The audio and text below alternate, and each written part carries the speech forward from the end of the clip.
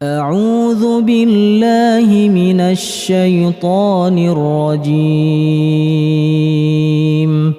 بسم الله الرحمن الرحيم بسم الله الرحمن الرحيم السلام عليكم ورحمة الله وبركاته الحمد لله رب العالمين وبه نستعين على أمور الدنيا والدين والصلاة والسلام على أشرف الأنبياء والمرسلين نبينا محمد وعلى آله وأصحابه أجمعين ومن tabi'ahum bi ihsan ila yaumiddin, amma ba'd. Alhamdulillah, ma'asyiral muslimin, jamaah Masjid Babus Salam yang dimuliakan Allah Subhanahu wa taala. Kembali kita bersyukur kepada Allah Subhanahu wa taala yang mana Allah juga kembali memberikan nikmat yang banyak kepada kita di malam hari ini. Tentunya kita mendapatkan nikmat yang sangat banyak, dan tidak ada seorang pun di antara kita yang bisa menghitung betapa banyak nikmat yang Allah berikan kepada kita. Maka untuk itu para jemaah sekalian yang berkata ta'ala, mari kita sama-sama memanfaatkan nikmat yang Allah berikan ini untuk semakin menambah kedekatan kepadanya. Dan di antara bentuk kita mendekatkan diri kepada Allah Ta'ala yang paling utama adalah dengan cara kita thalabul ilm, belajar ilmu.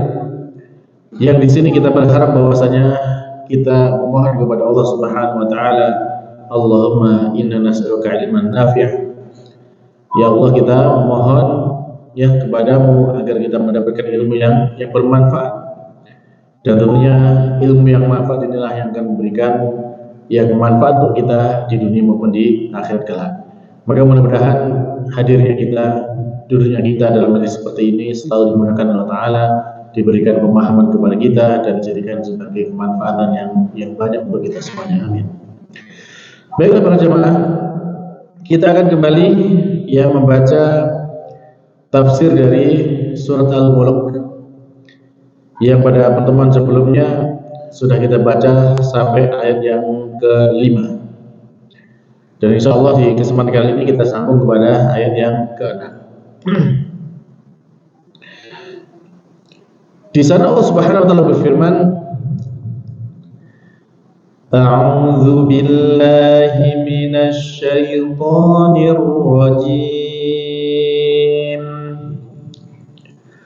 Walilladzina kafaru bi rabbihim 'adzabu jahannam wa bi'sal masir. Idza ulqu fiha sami'u laha shahiqan wa hiya tafur takadu tamayyazu minal ghayr kullama ulqiya fiha fawjun sa'alahum khazanatuha alam ya'tikum nadhir. Qalu bala qad ja'ana nadhirun fakadzabna wa qulna ma nazzala Allahu min syai' in antum illa fi dhalalin kabir. Wa qalu law kunna nasma'u aw na'qilu ma kunna fi ashabis sa'ir fa'tarafu bidhanbihim fasuhqan li ashabis sa'ir. Semoga Allah Ta'ala memberikan keberkahan kepada kita dari apa yang kita dengar dalam firman-firman-Nya ini. Amin. Baiklah para jemaah sekalian, ya Allah Ta'ala, kita membaca dari ayat yang ke-6. Allah di sana berfirman, walilladzina kafaru. Dan ya dalam tafsirnya Imam Ibnu Katsir menjelaskan bahwasanya dan telah kami sediakan bagi orang-orang kafir itu birob, ya, orang-orang kafir birobbihim kepada Tuhannya adzabu jahannam, yaitu siksa jahannam. Wa bi'sal masir, dan yang mana siksa jahannam adalah tempat yang kembali yang paling buruk. Seburuk-buruk tempat kembali adalah neraka jahannam. Yang ini menunjukkan bahwasanya jahannam itu yang Allah sebutkan memang bukan tempat yang baik. Maka tentu para jemaah, kalau kita memahami dan mengimani dengan yang demikian, maka sudah tentu bahwasanya kita ini tidak mau untuk kembali kepada tempat yang buruk, apalagi tempat yang paling buruk. Maka ya na'udzubillah kalau misalkan ada sampai orang yang berani mengatakan bahwasanya nggak apa-apa nanti saya masuk neraka saja, di neraka itu banyak temennya, banyak artis, banyak itu. Na'udzubillah, ya, sama sekali tidak ada kesenangan di sana. Tempat yang paling buruk itu adalah neraka jahanam. Tentu kita berlindung kepada Allah Subhanahu Wa Taala, ya, agar kita dihindarkan dari tempat kembali yang buruk ini, yaitu neraka jahanam. Nah, bagaimana keadaan mereka? Idza ulqu fiha, apabila dilemparkan ke dalam neraka jahanam itu, sami'u, ya, tadi kan sebenarnya orang kafir itu mereka mendengar ketika mereka dilemparkan ke dalam neraka, akan mereka mendengar sami'u laha syahiqa. Jadi mereka mendengar suara neraka itu begitu mengerikan. Disebutkan di antaranya di sana itu banyak suara jeritan-jeritan, ya, atau suara ya teriakan-teriakan, yang mana itu adalah siksaan yang berat di dalam neraka. Mereka sama sekali tidak pernah merasakan yang namanya kenikmatan sedikit pun di neraka itu. Sekali lagi para jemaah, jangan pernah berangan-angan kita itu nanti masuk neraka, jangan. Nanti di akhir itu para jemaah akan ada orang yang didatangkan di akhirat. Dia ini selama hidupnya adalah orang yang paling nikmat, tidak pernah merasakan kesusahan sedikit pun selama hidup di dunia.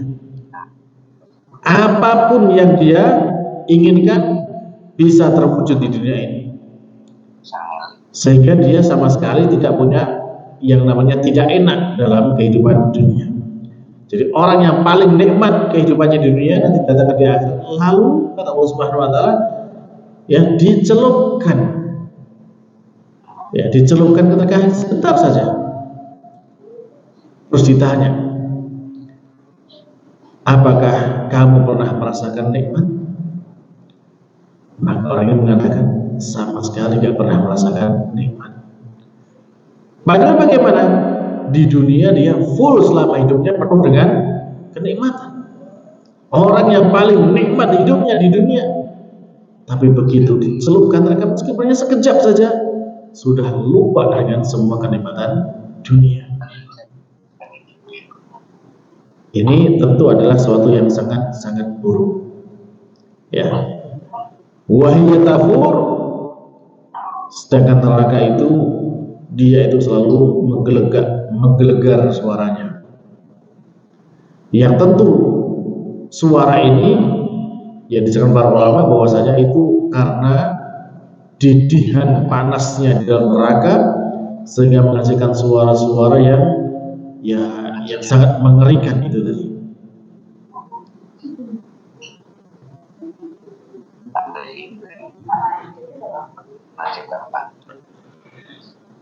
Lalu kemudian Allah Subhanahu Wa Taala berfirman, takadu tamayyazu minal ghair.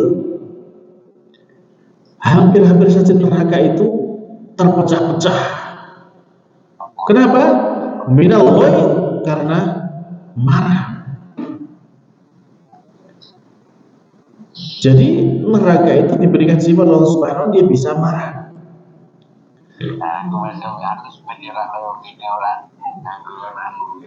Marahnya kenapa? Ya marah ketika ada orang-orang kok mau-maunya masuk ke neraka. Marah kepada mereka yang tidak mau beriman kepada Allah Subhanahu wa taala. Sehingga ketika mereka ini dilemparkan ke neraka, Allah jelaskan kullama ulqiya fiha, setiap kali dilemparkan ke dalam neraka itu faujun, ada sekelompok manusia, tentunya di paling banyak orang-orang kafir, maka neraka akan bertanya kepada mereka, penjaga neraka, sa'alahum khazanatuha, maka penjaga neraka itu akan bertanya kepada mereka, alam ya'tikum nadhir, apakah belum datang kepadamu seorang pemberi peringatan? Jadi di sini para jemaah sekalian Allah Subhanahu wa taala ini menjelaskan kepada kita bahwasanya ketika orang-orang itu nanti dimasukkan ke dalam neraka, itu memang berarti benar-benar mereka itu sudah sempurna hujahnya, tidak ada lagi alasan untuk mengelak. Di antaranya apa? Di antaranya Allah Subhanahu wa taala telah mengutus kepada mereka orang yang memberi peringatan, mengingatkan mereka agar jangan sampai masuk neraka. Sehingga ketika para penjaga neraka bertanya, alam ya'tikum nadhir, apakah telah datang kepada kalian orang-orang yang memberikan peringatan? Maka mereka pun mengatakan qalu bala, iya benar. Ya, mereka mengatakan tentu.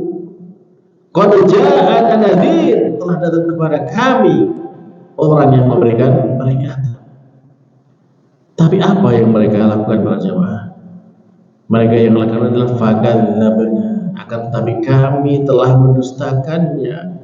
Wa qulna, dan kami mengatakan ma nazzalallahu min syai', Allah enggak akan menurunkan sesuatu apapun, Allah tidak menurunkan apapun.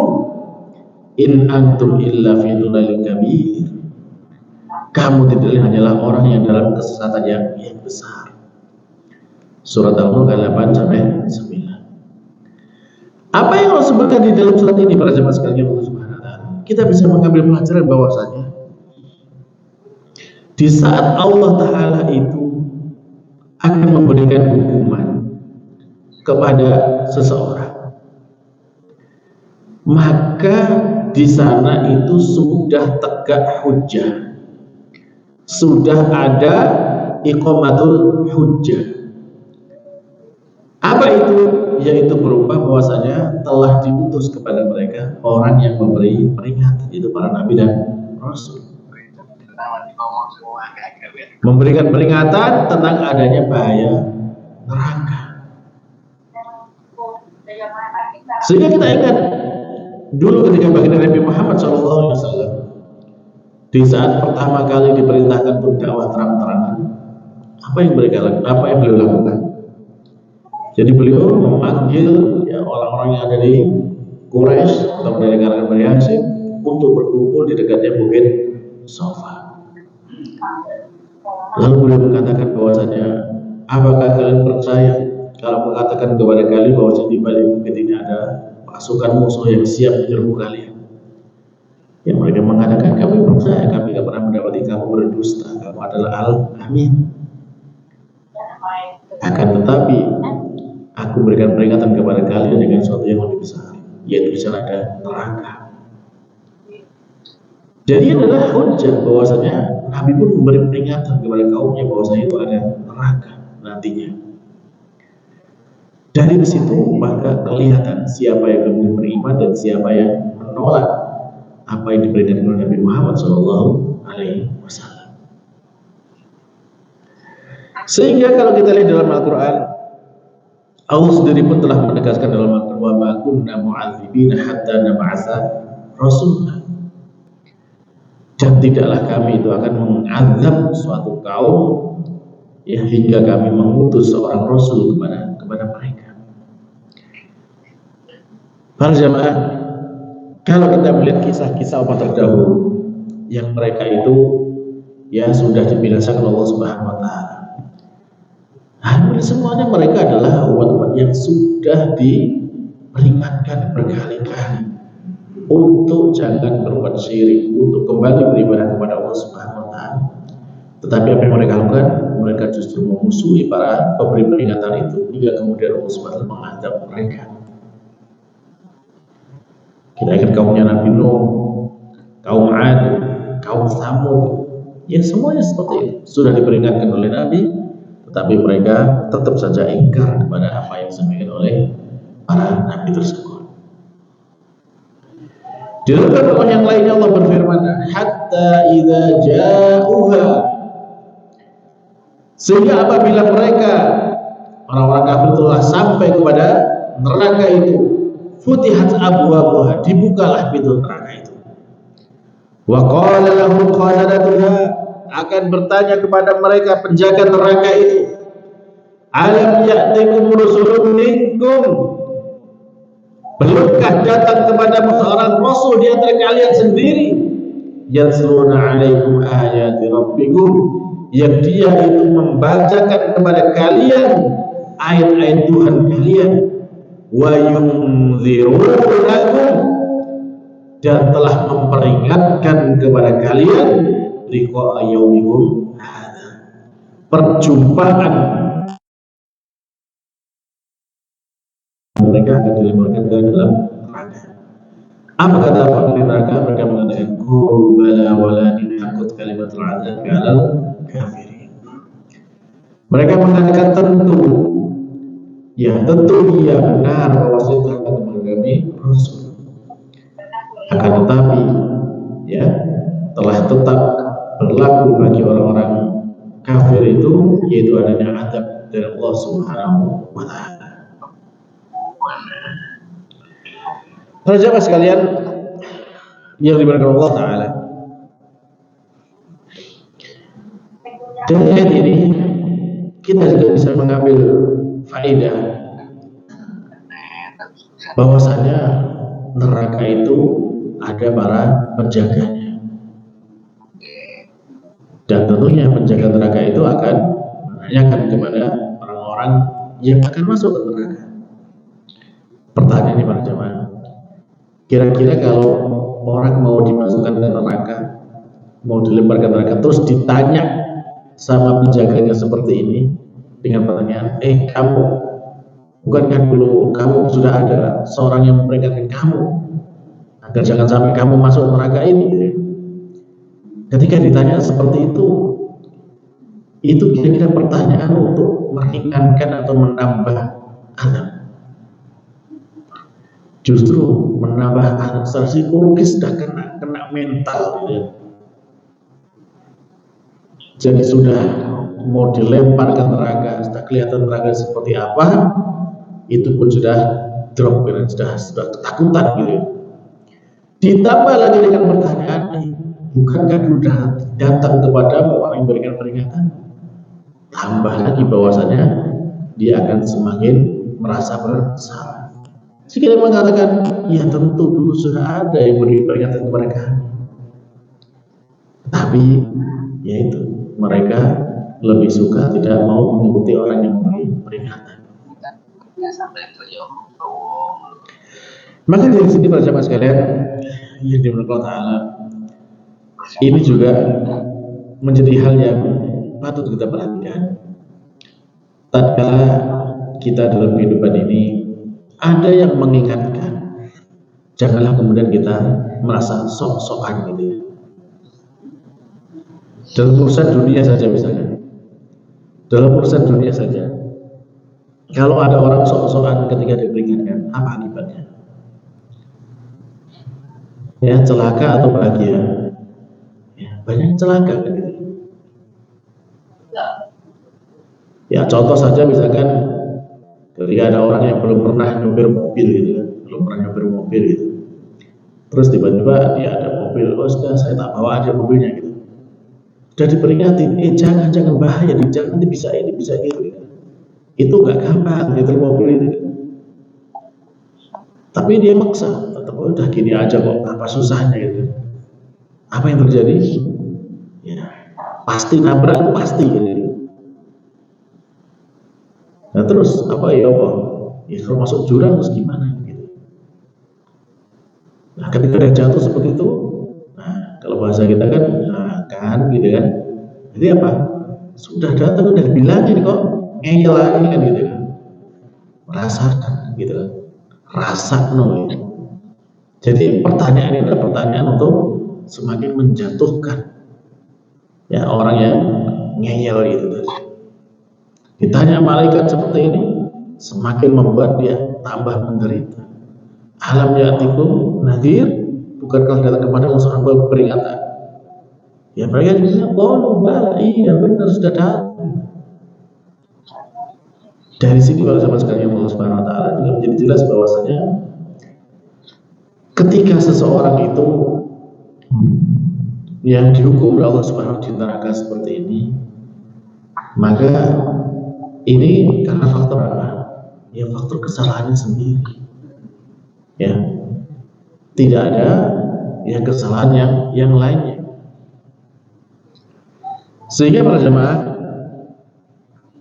dahulu kita baginda Nabi SAW itu beliau ya pernah ketika bersama dengan para sahabatnya itu ya di kalau nggak salah di kuburan bagi gitu ya.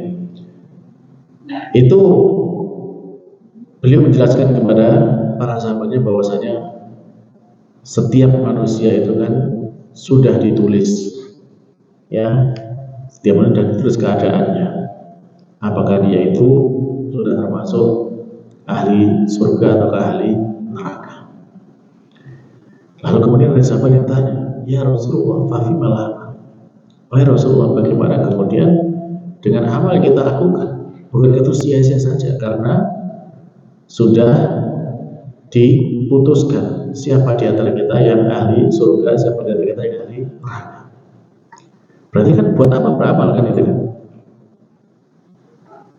Gimana bersama? Bisa dipahami kan? Jadi catatan oleh Allah Subhanahu Wa Taala tentang siapa saja yang masuk surga, mudah-mudahan kita semuanya amin ya. Dan juga siapa saja yang masuk neraka itu sudah ada catatannya dan catat tidak mungkin salah. Nah, dengan catatan seperti itu, misalkan listnya si A, si B, si C, si D ini bakal masuk surga, kemudian E, F masuk neraka, misalkan seperti itu. Nah, ketika ada catatan seperti itu, berarti kan sudah ditetapkan ini kan. Nah, sehingga sahabat pun bertanya, "Fabi malah." Terus kemudian seperti itu apa kita beramal? Bagaimana para jemaah solusinya? Ya kata baginda Nabi SAW belum menjelaskannya bahwasanya tetap beramallah kalian. Fakulun muyassarun, ya, masing-masing akan dimudahkan bagi kita kepada pada apa yang telah ditetapkan baginya. Kalau memang dia itu ahli surga, maka akan dimudahkan dia untuk masuk ke surga. Kalau kemudian dia itu ahli neraka, naudzubillah ya, jangan sampai kita termasuk, maka dalam kehidupannya juga akan dimudahkan untuk menjadi ahli neraka. Ya, makanya di sini para jemaah, kalau kemudian kita dalam aktivitas kita sendiri, ya kita bisa melihat, kita bisa merasa kemana langkah kita ini, lebih mudah mana kita ini menuju ke surga atau menuju ke neraka.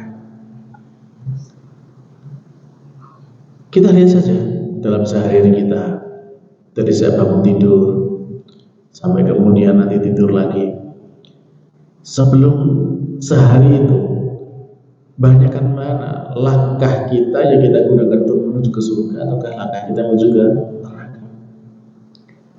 Aktivitas kita lebih banyak mana? Apakah itu aktivitas yang akan mengantarkan kita ke surga atau mengantarkan ke neraka? Kita sendiri bisa mengevaluasi, bisa melihat di situ. Karena kalau kita melihat orang lain belum tentu bersama. Karena kita nggak tahu hatinya, kan gitu. Ya, kita. Tapi kalau kita lihat diri kita sendiri, kita tahu. Misalkan kita ini hari ini kita sudah mengerjakan ini itu. Kita bisa cek ini tuh ada harapan nggak untuk mengantarkan kita ke surga. Dengan apa yang kemarin ayat yang kedua, yaitu sudah termasuk ahsanul amal belum. Terus kalau kemudian nanti ada amalan, ya kalau amalnya mengajak ke neraka itu kan jelas semua dosa itu mengantarkan ke neraka. Berapa banyak waktu yang kita habiskan untuk berusaha ke surga, berapa banyak waktu kita habiskan untuk ternyata itu mengantar kita ke neraka. Semuanya bisa kita lihat. Nah, maka di sini inilah kemudian yang menjadikan alasan bahwasannya tidak ada lagi alasan.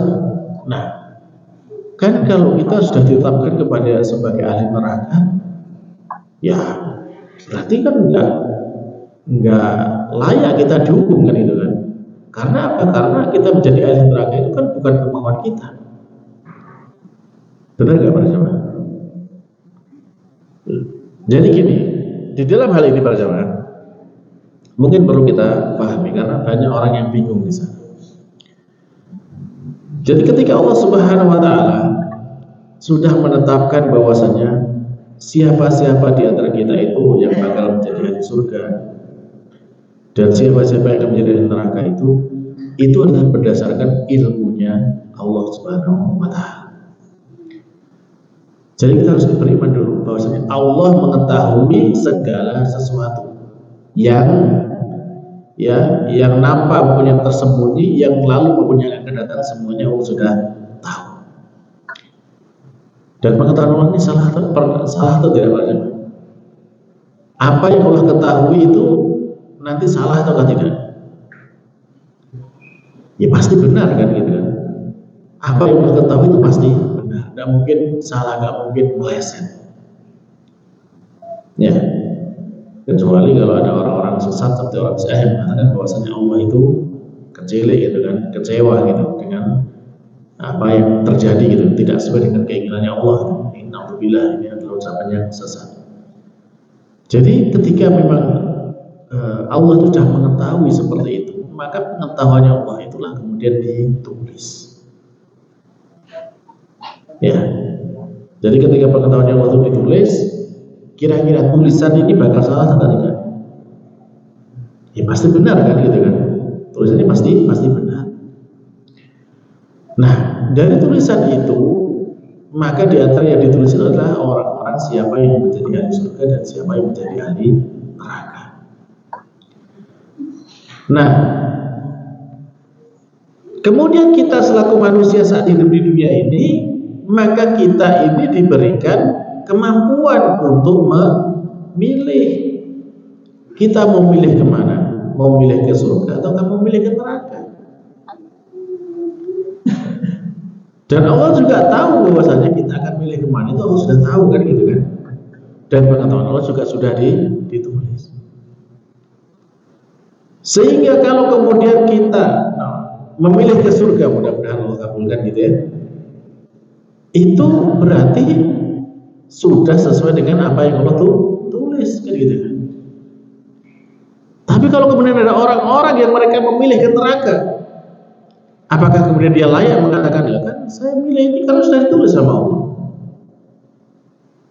Pertanyaannya, memang tahu kan tulisannya? Sudah pernah ditunjukkan kamu ini bakal jadi ahli neraka? Hah? Sudah pernah ditunjukkan bakal jadi ahli neraka? Kan enggak. Nah, ketika kita belum tahu catatan nama kita ini di surga atau tidak, kita kan nggak tahu. Apa yang kita lakukan? Ya tentunya kita harus berusaha ke surga. Jangan kemudian kita malah memilih ke neraka. Bisa dipahami di sini ya? Nah, di sini sehingga ketika Allah Subhanahu wa taala dalam ayat ini lalu kemudian nanti menjebloskan orang ke neraka, dia nggak punya alasan lagi. Loh, saya kan sudah ditetapkan sama Allah masuk neraka. Enggak seperti itu. Makanya di sini ditanya oleh para penjaga neraka, alam ya'tikum nadhir, bukankah terhadap kepada para pemberi peringatan? Ya, maka dia pun menjawab dengan qalu bala qad ja'ana nadhir. Iya benar, sudah datang kepada kami orang yang memberi peringatan. Jadi mereka nggak akan mengatakan lagi bahwasanya, loh kan saya sudah ditetapkan jadi ahli neraka gitu kan. Kenapa kok gitu? Ya, nggak seperti itu para jemaah ya. Jadi tolong bisa dipahami di sini. Lalu kemudian orang-orang yang menjadi ahli neraka ini,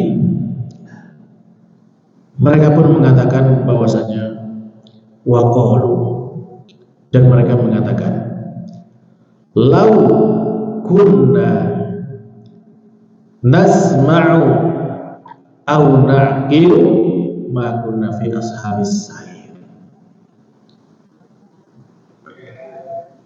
Sekiranya mereka itu, ya sekiranya kami, lau kunna, sekiranya kami nasma'u, kami mau mendengar, au na'qilu, atau kami mau menggunakan akal kami, ma kunna fi ashabis sa'ir, tentu kami tidak akan termasuk penghuni neraka yang menyala-nyala. Coba para jemaah di sini kita lihat, ya.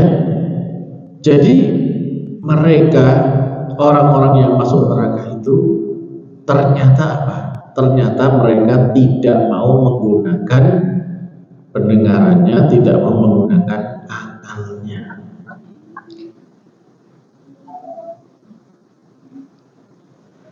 Orang-orang kafir akan mengatakan la tasma'u li hadzal Qur'an wal ghaw fihi la'allakum taghlibun. Jadi mereka sampai mengatakan seperti itu. Jangan kalian dengarkan Al-Qur'an itu, bikin kegaduhan supaya apa? Supaya kalian menang ketika melawan Al-Qur'an. Jadi sudah mendengar aja nggak mau gitu kan? Aurakilu, atau kami menggunakan akalnya. Jadi kalau misalkan mereka mendengar ayat, mendengar peringatan, terus digunakan akalnya, dicerna, dipikir dulu benar nggak seperti ini, ya, maka tentu bahwasanya kalau mereka mau menggunakan akalnya, ini tentu akan lebih, ya hasilnya tentu baik. Gitu. Contohnya misalkan ketika Nabi Musa datang kepada Firaun, kan Nabi Musa memberi peringatan kan kepada Firaun,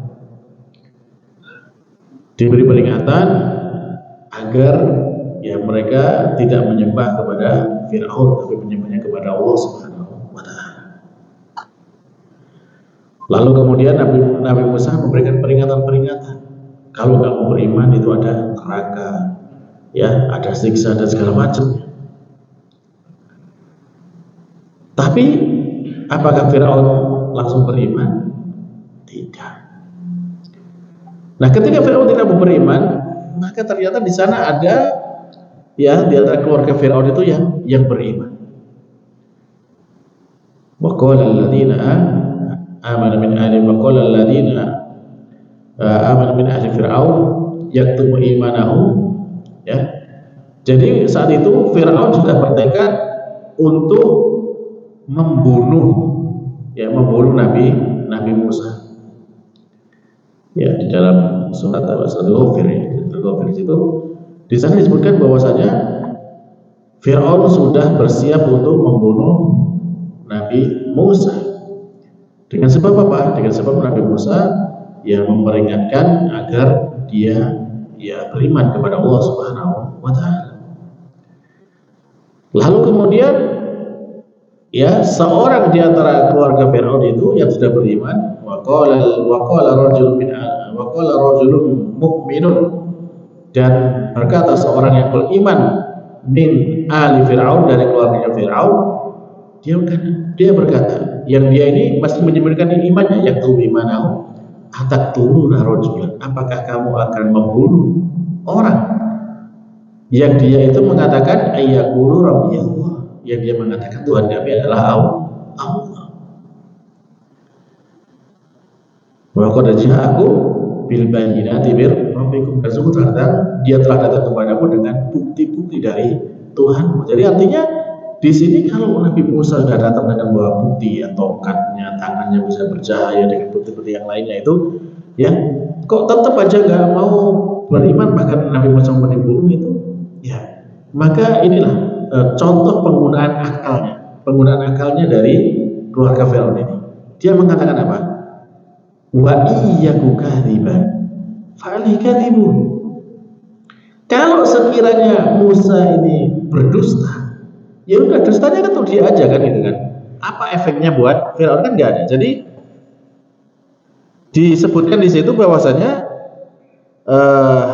kan Nabi Musa mengabarkan kepada Firaun tentang Tuhan kita dan Tuhanmu adalah Allah. Dan kalau kamu beribadah kepada Allah, maka dia akan diancam masuk neraka. Ini kan perkataan Nabi Musa. Sekiranya misalkan Nabi Musa ini berdusta, sekiranya seperti itu, kira-kira efeknya buat Firaun apa? Kalau misalkan Nabi Musa bohongan ngomong seperti itu, efeknya buat Firaun kan tidak ada kan? Dia tetap saja jadi raja kan gitu kan? Ya, makanya keluarganya dibilang kalau dia berdusta, ya dustanya buat dia aja, nggak ada efeknya buat kamu kan gitu kan? Kenapa harus dibunuh gitu kan? Kan gitu. Tapi sebenarnya wa iyyaku shadiqan yusibkum ba'dal ladzi yaitu. Tapi kalau ternyata yang dikatakan Musa ini benar gitu kan? Jadi karena Nabi Musa ini benar, maka efeknya apa? Kamu akan ditimpa dengan apa yang tadi diancamkan kepadamu. Jadi ini menggunakan akalnya, nakil menggunakan akalnya. Nah, maka inilah bahwasanya cara menggunakan akal itu. Jadi kalau ini disampaikan para nabi, para pemberi peringatan itu sesuatu yang benar, ya tentunya kita harus waspada, harus takut dengan apa yang diperingatkan. Nah, dari sini pada sama sekali Allah Subhanahu wa taala kita bisa melihatnya. Kan para ulama itu menyebutkan ada banyak penghalang hidayah itu kan banyak. Ya, ada yang menyebutkan 10, ada yang lain kan gitu ya. Maka kalau kita lihat dari penghalang itu ternyata gitu kan. Intinya muarnya kepada di sini bahwasanya mereka itu tidak mau menggunakan akalnya dan dikalahkan dengan yang lainnya. Contoh misalkan di antara penghalang hidayah itu kan di antaranya yang pertama tentu bahwasanya mereka adalah orang yang bodoh, tidak mau belajar gitu kan. Ya tentu nggak mau belajar, nggak mau mengenal ilmu agama seperti ini, berarti dia apa? Ya dia tidak menggunakan akalnya. Kalau orang menggunakan akal kan ini adalah sesuatu yang baik, sesuatu yang benar yang dipelajari kan gitu. Tapi karena tidak mau menggunakan akalnya, maka dia memilih untuk bodoh. Bodoh inilah yang menjadi penghalang dia mendapatkan hidayah. Dia nggak tahu yang benar, ya, makanya kemudian dia tidak mau beriman. Lalu contoh yang lain misalkan, ya, penghalang hidayah yang lain. Ya, penghalang hidayah yang lain itu misalkan hasad atau sombong, gitu kan? Ini ya karena mereka lebih mendominankan hasadnya daripada akalnya. Contohnya misalkan ya orang-orang Yahudi, ketika mereka itu nggak mau beriman kepada Nabi Muhammad SAW, mereka jelas mengatakan bahwasanya dia mengenali Nabi Muhammad seperti mengenal anak laki-laki mereka sendiri kan gitu. Di dalam kitab sudah jelas semua tanda-tandanya ada. Akan tetapi mereka tidak mau beriman. Kenapa? Karena mereka yang merasa sombong, merasa iri, merasa hasad bahwasanya ya dulu mereka berharap bahwasanya Nabi terakhir itu dari keturunan mereka, ya ternyata dari keturunan Nabi Ismail, yaitu orang-orang Arab, sehingga mereka nggak mau beriman. Terus, ya contohnya misalkan Abu Jahal. Kenapa Abu Jahal nggak mau beriman? Ya jelas, Abu Jahal itu mengakui kalau Nabi Muhammad itu sebagai Nabi, gitu. Karena yang disampaikan Nabi Muhammad itu nggak mungkin disampaikan oleh manusia. Tetapi apa? Tetapi karena ada rasa sombong, ada rasa yaitu persaingan antara keluarganya Abu Jahal dengan keluarga Bani Hashim, sehingga dia kalau ya dia akan mengatakan bahwasanya mereka itu terus bersaing gitu kan dalam hal kehormatan, sehingga kalau misalkan di sana itu ada kebaikan, di sini ada kebaikan, nah, kok tiba-tiba di sana punya nabi, kan nggak punya nabi, kalah dong kami, nggak mau ya menggunakan akal. Banyak yang termasuk juga takut kehilangan jabatan, kemudian menggunakan nafsu gitu kan, lebih menggunakan nafsu, atau juga leluhur gitu kan, nenek moyang, mengandalkan tradisi nenek moyang. Itu kan semuanya kalau ya digunakan dengan akal sehat gitu, ya sebenarnya kan tidak harus gitu kan, itu menjadi penolak daripada agama ini gitu. Jadi laukunna na'lamu au naqilu ma kunna fi ashabis sa'ir. Jadi ini jelas sekali bahwasanya orang yang tidak mau menggunakan akalnya itulah mereka yang kemudian celaka, termasuk penghuni neraka yang menyala-nyala. Sehingga apa? Fa'tarafu bidzambihim. Maka mereka pun mengetahui, mereka mengakui dosa-dosa yang mereka lakukan selama di dunia. Akibatnya fasuhqal li ashabis sa'ir, maka kebinasaanlah bagi penghuni-penghuni neraka yang menyala-nyala itu. Baiklah para sahabat sekalian yang berdoa Subhanahu wa taala, maka dari ayat ke-6 sampai ke-11 ini yang kita baca dari surat Al-Mulk, kita bisa paham ya bahwasanya ternyata ya orang-orang kafir itu ya mereka nanti di hari kiamat akan mendapatkan siksaan yang dahsyat di neraka. Sebelum masuk neraka pun mereka sudah tersiksa secara batin. Ya ketika diinterogasi oleh para penjaga neraka itu sudah menyakitkan bagi mereka, dan kemudian mereka tidak bisa lagi mendustakan apa yang mereka lakukan. Dan penyebab dari mereka semuanya itu tidak bisa beriman karena mereka tidak mau mendengarkan dan tidak mau menggunakan akal yang Allah berikan kepada mereka. Akibatnya ya mereka akan menjadi penghuni neraka yang kekal selamanya kalau itu orang kafir. Maka dari sini para sahabat sekalian yang Allah Subhanahu wa taala, ya tentu kita memohon kepada Allah Subhanahu wa taala agar kita diberikan akal yang selamat, akal yang sehat, yang bisa membedakan mana yang benar dan mana yang salah, dan kemudian diberikan kekuatan Allah Subhanahu wa taala, diberikan taufik untuk bisa mengikuti kebenaran itu.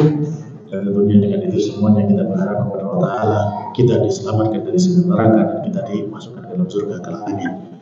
Dan dari sini kita cukupkan dengan doa kafarat majelis. Subhanallah rabbana wa bihamdika asyhadu an la ilaha illa anta astaghfiruka wa atubu ilaik. Assalamualaikum warahmatullahi wabarakatuh.